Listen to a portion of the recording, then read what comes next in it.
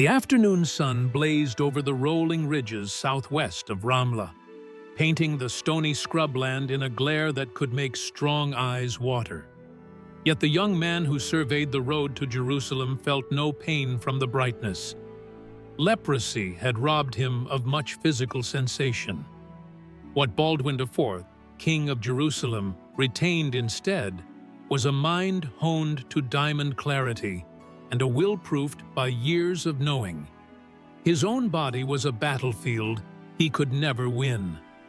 He was just 26, cloaked in a white surcoat stitched with a golden cross, gauntlets hiding scarred fingers, reins looped over wrists that sometimes trembled.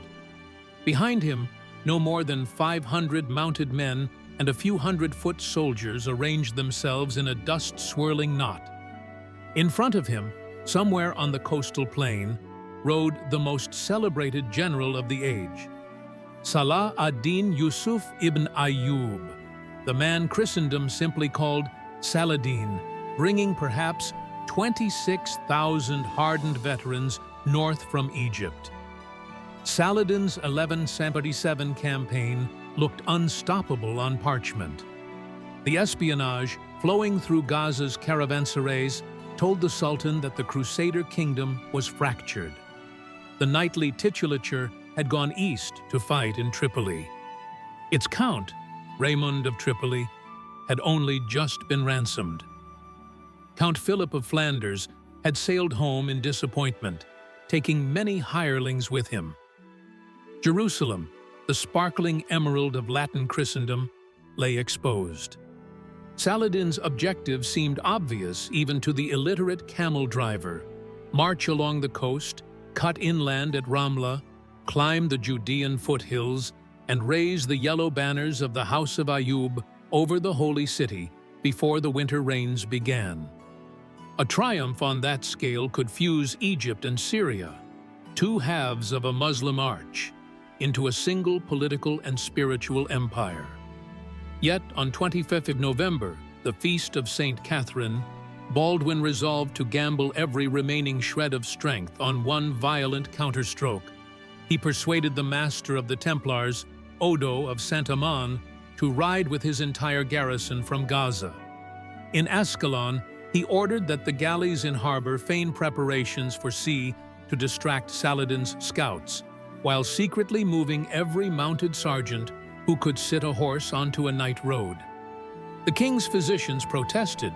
They had wrapped his legs in linen to slow fresh lesions only the day before.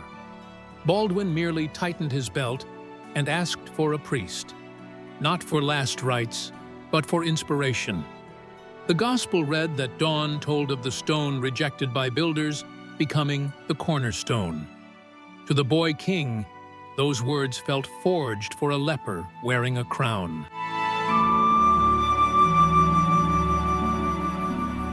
Baldwin had grown up knowing he would die by inches. Diagnosed as a child, when he felt no pain from the bite of a bully's nails, he trained his mind to dominate flesh. Tutors recited Caesar's crossing of the Rubicon, Alexander's river at Issus, and his favorite, David's sprint at Goliath. If God allowed giants, perhaps God delighted in slinging small, improbable stones. Saladin, by contrast, had mastered the slow climb of politics. Born in Tikrit, hardened in Nur ad-Din's service, he blended charisma, piety, and calculated mercy. By 1177, his chronicles brimmed with victories. Alexandria held against an entire Crusader fleet. Egypt rested from the Fatimids. Nur ad-Din's death turned into opportunity rather than civil war.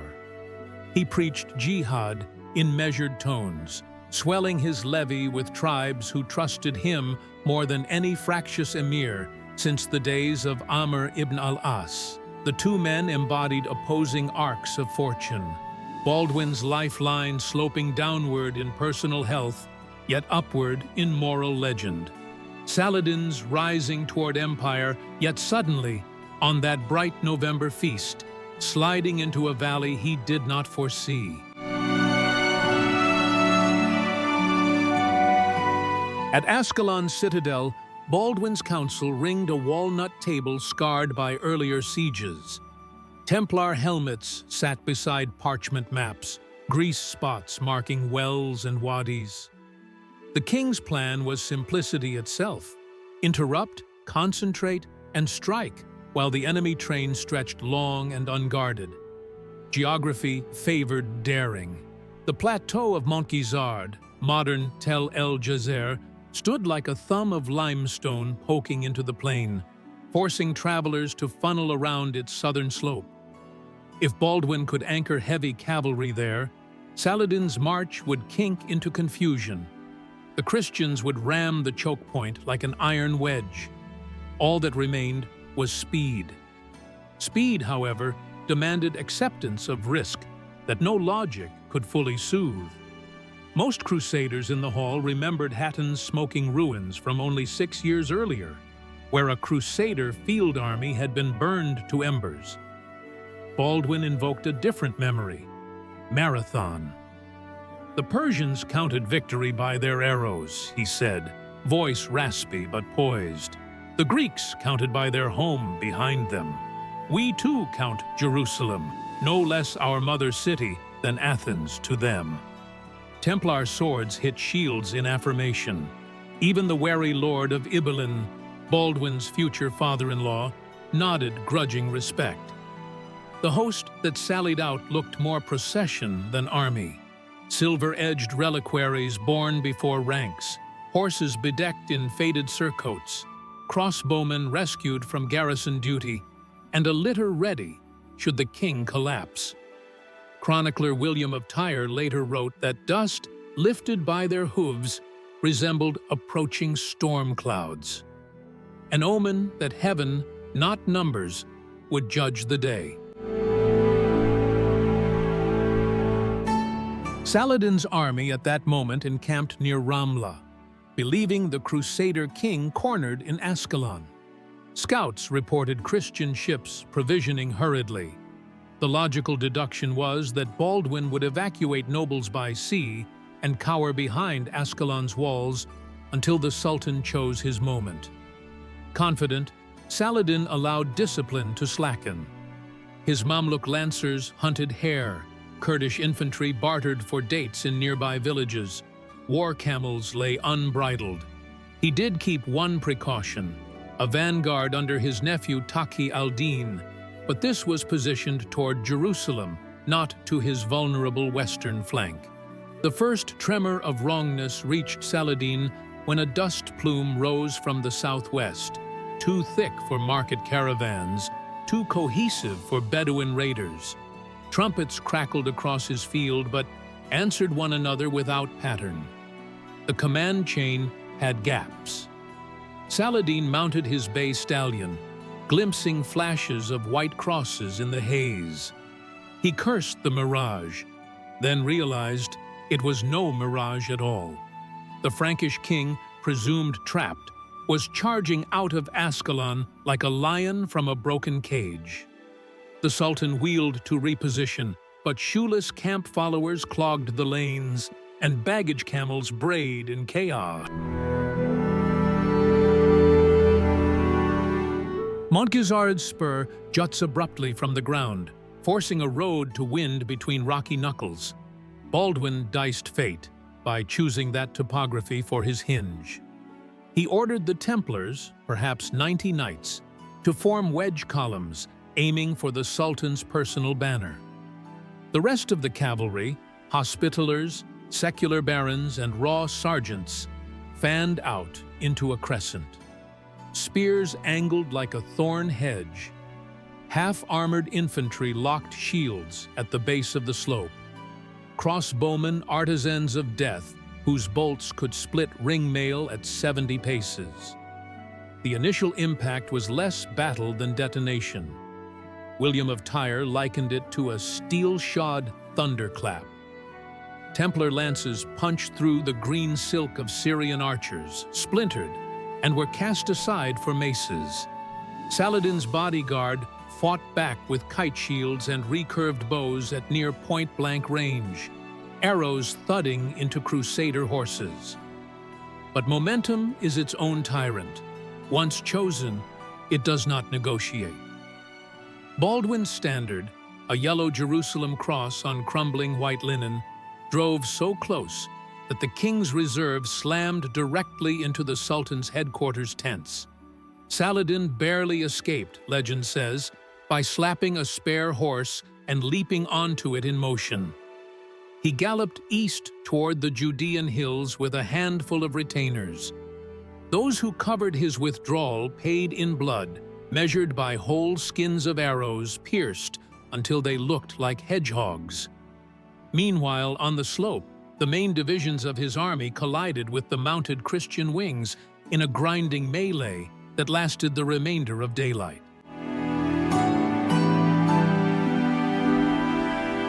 Baldwin's leprosy made it impossible to wield a lance with his numbed hands, so he rode with a cut-down bearded axe strapped to his forearm.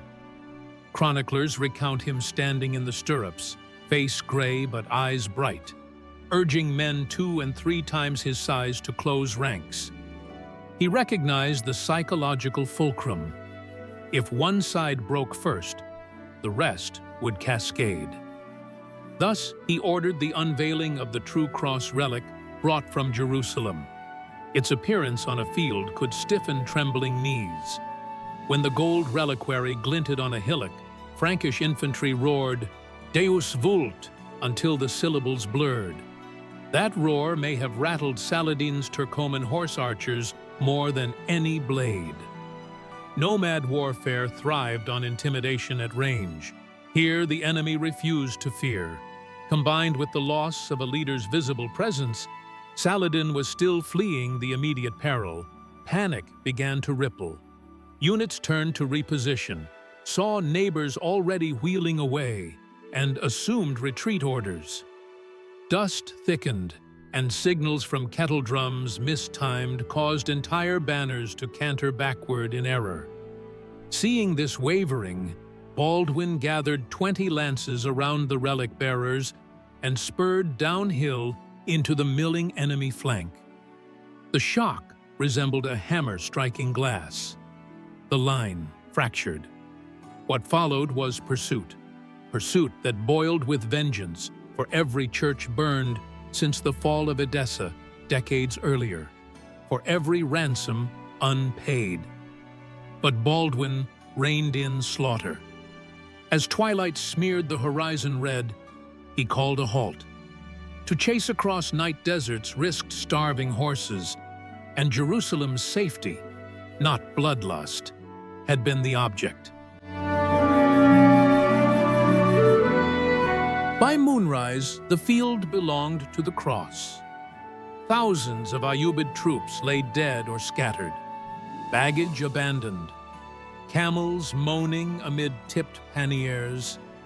Contemporary Frankish accounts claim Saladin lost 90% of his force, an obvious exaggeration, yet the core truth stands.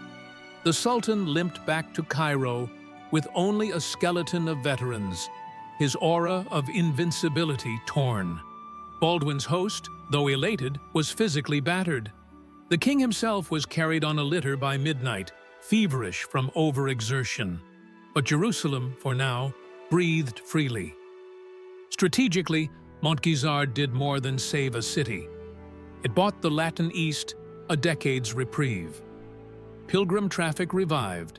Italian merchants regained faith in Levantine ports, and donors across Europe loosened purse strings. Saladin reacted by consolidating rather than immediately returning. He focused on the Zengids first, learning from mistake.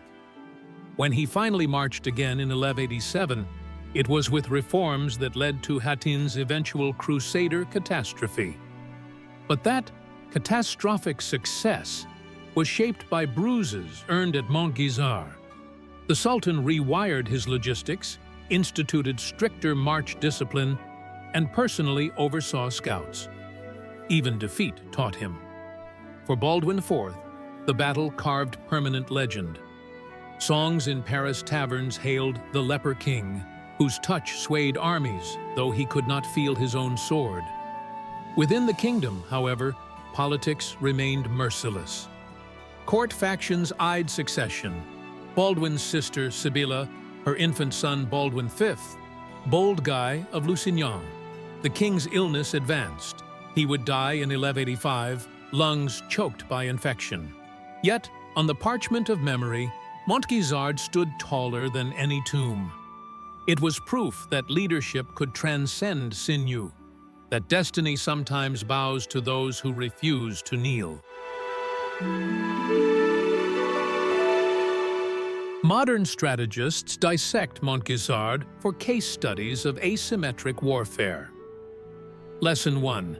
Intelligence failures cascade.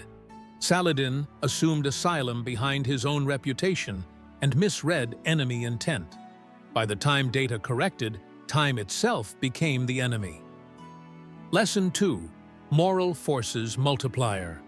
The sight of a visibly ill monarch personally directing the assault lifted Crusader morale beyond calculation. Conversely, Saladin's momentary disappearance deflated his ranks. Lesson 3. Geography as equalizer.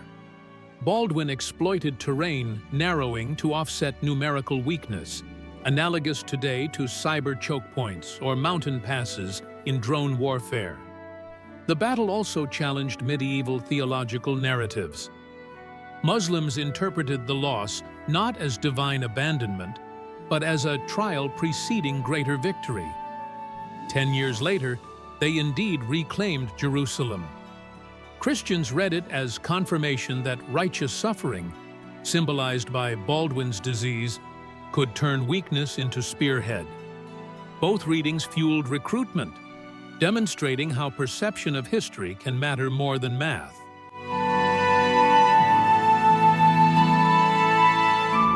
Stand now upon Telgazer's Ridge, where archaeology peels away Crusader rubble layer by layer. You will find no skeleton labeled Baldwin. His royal remains lie elsewhere. But dig under volcanic flint, and you might reveal bent arrowheads of Saracen manufacture mingled with square-shanked Frankish bolts around circles of charred soil, the footprint of a campfire doused in haste. In that soil linger stories of men who awoke that day, sure the sky itself favored their banner and fell to sunset, and of a king whose flesh was decaying even as his legend ripened. Baldwin IV did not overturn the tides of history, but for one luminous afternoon he parted them like a prophet. The Crusader kingdoms gained 10 vital years. Saladin gained the humility that sharpened his later triumphs. Modern history lovers gain a parable of grit, that limitations we do not choose, be they illness, poverty, or outnumbered ranks, need not dictate outcome. What we choose is whether to ride out anyway, relic high, eyes narrowed against the sun, daring the world to underestimate us. That is the timeless victory of Montgisard.